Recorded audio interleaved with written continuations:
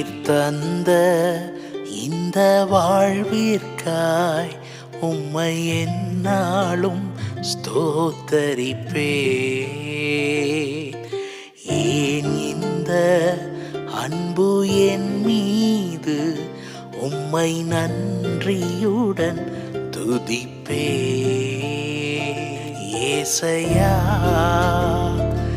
ஏசையா ஏசையா